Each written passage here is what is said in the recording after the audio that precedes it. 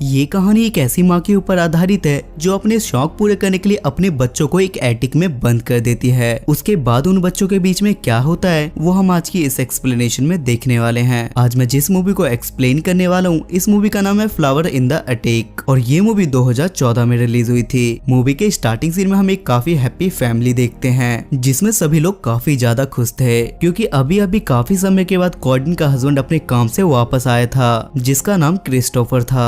Christopher के 4 बच्चे थे जिसमें कैथी, क्रिस और उसके 2 जुड़वा बच्चे थे और उन दोनों का नाम कॉडी और कैरी था। क्रिस्टोफर की एक काफी अच्छी जॉब थी जहां वो सेल्स एग्जीक्यूटिव का काम करता था और फिलहाल उसका प्रमोशन हो गया था जिसकी वजह से उसकी सैलरी भी सीधा डबल हो गई थी, जिसकी वजह से मिलकर पूरी फैमिली क्रिस्टोफर के लिए एक सरप्राइज पार्टी रखती है। लेकिन शाम को इनके पास एक बहुत ज्यादा बुरी खबर आती है जहाँ इन्हें पता चलता है कि कार एक्सीडेंट होने की वजह से क्रिस्टोफर की मौत हो गई है। ये सुनते के साथ ही कॉर्डन अंदर से और उसके सारे बच्चे टूट जाते हैं जिसकी वजह से क्रिस्टोफर की पूरी फैमिली बिखर जाती है। लेकिन इन सब चीजों का सबसे बड़ा सदमा कैथी को लगता है क्योंकि जब उसके डैड काम पे जाया करते थे तो कैथी अपने डैड को बहुत ज्यादा मिस किया करती थी और ये बात कैथी ने अपने पापा को बताई भी थी। अब कॉर्डन को इस बात पे यकीन नहीं आ रहा था और वो बच्चों के साथ बिल्कुल अकेली पड़ चुकी थी। यहाँ हमें एक बात और पता चलती है कि कॉर्डन और क्रिस्टोफर ने भाग के शादी की थी और इसी वजह से कॉर्डन अपने घर भी नहीं जाना चाहती थी क्योंकि ये बात कॉर्डन को अच्छी तरीके से पता थी कि उसकी फैमिली उसके बच्चे और उसे कभी एक्सेप्ट नहीं करेंगे। इसके बाद हम कॉर्डन को बार बार एक अजीब एड्रेस पे खत भेजते हुए देखते हैं। कॉर्डन काफी टाइम से लेटर भेज रही थी लेकिन उधर से रिप्लाई में कोई लेटर नहीं आ रहा था और ये बात काफी समय से कैथी भी नोटिस कर रही थी। एक दिन कॉर्डन काफी ज्यादा खुश थी और वो अपने बच्चों को बताती कि फाइनली मैं जहाँ पे खत भेजा करती थी वहां से रिप्लाई आया है।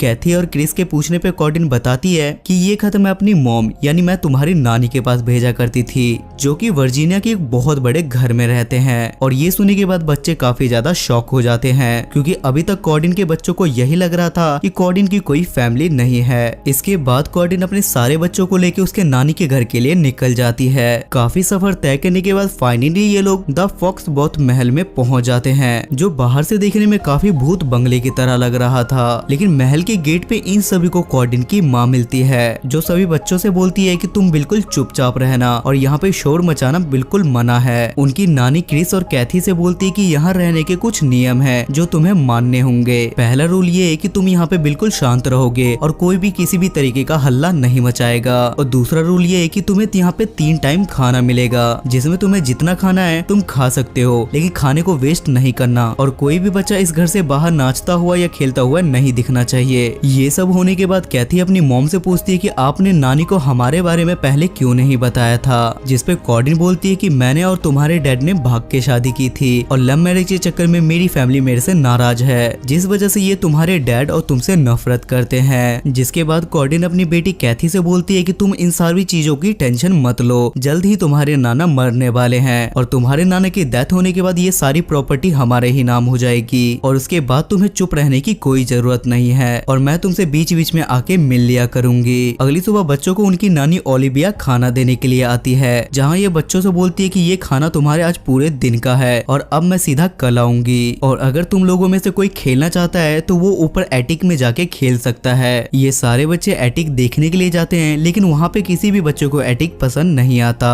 अगली सुबह हम देखते हैं कि ये दोनों जुड़वा बच्चे कॉर्डन को बताते कि हम यहाँ नहीं रहना चाहते, जिसपे कॉर्डन उन दोनों को समझाने की कोशिश करती है लेकिन वो दोनों चिल्लाने लगते हैं। ये सुनने के बाद ओलिविया को काफी ज्यादा गुस्सा आता है और वो उन दोनों बच्चों में से एक बच्चे को बहुत मारती है क्योंकि वो बच्चा ओलिविया के पैर पे काट रहा था, जिसे देखने के बाद कॉर्डन अपनी माँ से लड़ने लगती है और वो बोलती है कि तुम मेरे बच्चों के साथ ऐसा बर्ताव नहीं कर सकती और अगर तुमने ऐसा बर्ताव दोबारा किया तो मैं यहाँ से चली जाऊंगी। जिसपे ओलिविया कॉर्डन से बोलती है कि अगर तुम्हें जाना है तो तुम जा सकती हो क्योंकि मैंने तुम्हें यहाँ नहीं बुलाया था। जिसके बाद ओलिविया कॉर्डन को हंटर से मारती है जिसकी वजह से ओलिविया की पीठ पे काफी सारे निशान आ जाते हैं। जिसपे कॉर्डन अपने बच्चों से बोलते हैं कि अगर तुमने भी मेरी बात नहीं मानी तो तुम्हारा भी यही हाल होगा और ओलिविया उन बच्चों से ये भी कहती है कि तुम लोग शैतान के बच्चे हो। अगले सीन में हम देखते हैं कि काफी समय बीतने के बाद कॉर्डन अपने बच्चों से मिलने के लिए आई हुई थी। ये बात बच्चों को काफी ज्यादा अजीब लगती है क्योंकि कॉर्डन उससे 1 महीने बाद मिलने के लिए आई थी और बच्चों को ये बात अजीब इसलिए भी लगती है क्योंकि कॉर्डन 1 महीने बाद काफी ज्यादा सज धज के आई थी। दरअसल कॉर्डन वो सब कुछ कर रही थी जो वो अपनी लाइफ में करना चाहती थी, जैसे कि घूमना फिरना और अपने शौक पूरे करना और अपने डैड के साथ समय बिताना। ये देखने के बाद कॉर्डिन के सारे बच्चे उससे नाराज हो जाते हैं कि एक माँ इतनी पत्थर दिल कैसे हो सकती है। लेकिन तभी इन बच्चों को एक झटका और लगता है, जहाँ वो बच्चों को बताती है कि मेरे डैड ने मुझे यहाँ एक शर्त पे रखा है और ये शर्त ये था कि मेरा कोई बच्चा नहीं होना चाहिए और इसीलिए मैंने तुम लोगों को यहाँ पे बंद करके रखा है। तभी यहाँ से सीन शिफ्ट होता है और हम क्रिसमस वाले दिन को देखते हैं, जहाँ कॉर्डिन अपने बच्चों के लिए काफी महंगे महंगे तोहफे लाई थी। लेकिन तोहफों के बाद भी बच्चे बिल्कुल भी खुश नहीं होते।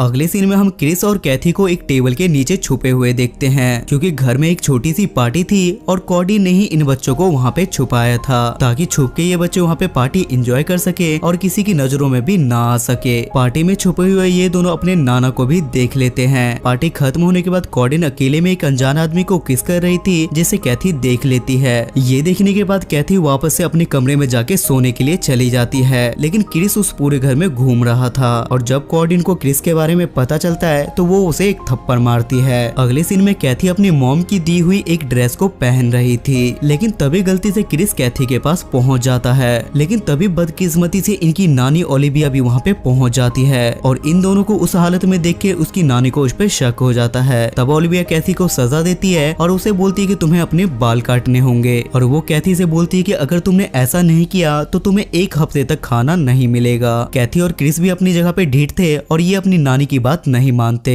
उसके बाद रात में ओलिविया कैथी के बालों पे टार लगा देती है, जिसकी वजह से कैथी के बाल खराब हो जाते हैं और क्रिस को ना चाहते हुए भी कैथी के बाल काटने पड़ते हैं। तभी यहाँ से सीन शिफ्ट होता है और हम एक बार फिर से कॉर्डिन को देखते हैं, जो कि आज 5 महीने बाद अपने हनीमून से वापस आई थी और कॉर्डिन ने अपनी शादी भी कर ली थी, जिसके बारे में उसने बच्चों को कुछ भी नहीं बताया था। ये सुनने के बाद कॉर्डिन के बच्चे उस पर काफी ज्यादा गुस्सा होने लगते हैं और कॉर्डिन वहाँ से चली जाती है। अगले सीन में हम क्रिस को देखते हैं, जो ओलिविया को मक्खन लगाने की कोशिश कर रहा था और बातों ही बातों में वो ओलिविया की तिजोरी की चाबी की छाप एक साबुन पे ले लेता है और वो एक लकड़ी की नई चाबी बना लेता है, जिसके बाद रोज ये लोग उसमें से थोड़े थोड़े पैसे निकालने लगते हैं और ये लोग तय करते हैं कि एक दिन ये लोग यहाँ से भाग जाएंगे। अगले सीन में हम कॉर्डी को काफी ज्यादा बीमार देखते हैं, जिस वजह से कॉर्डिन उसे हॉस्पिटल ले जाती है, लेकिन कुछ समय बाद उसकी वहाँ पे मौत हो जाती है। जिसके बाद क्रिस और कैथी फैसला करते हैं कि आज कुछ भी हो जाए वो लोग यहाँ से भाग जाएंगे। तभी ये लोग नोटिस करते हैं कि जो डोनट्स इन्होंने खाया था उसी डोनट्स को खाने की वजह से एक चूहा मर गया है। जिसके बाद ये लोग समझ जाते हैं कि इनकी माँ ही इन्हें जानबूझ के मरवाना चाहती है ताकि वो अपने हस्बैंड के साथ एक नई जिंदगी जी सके। तभी वहाँ पे ओलिविया आती है और ये लोग वहाँ पे लाइट बंद करके उसे फंसा देते हैं, क्योंकि ओलिविया को क्लास्ट्रोफोबिया था